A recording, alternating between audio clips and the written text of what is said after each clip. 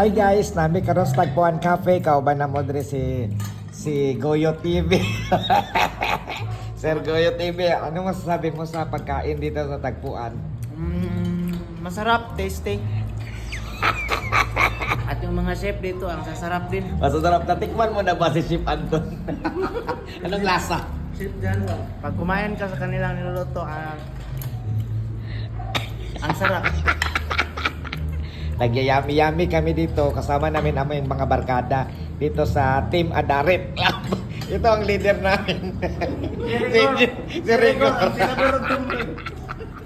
Iba to kasi ito yung tirador namin ng tumboy sa Rigor. yung dito naman sa katapan niya, ano tinitira nito ba? Silupin!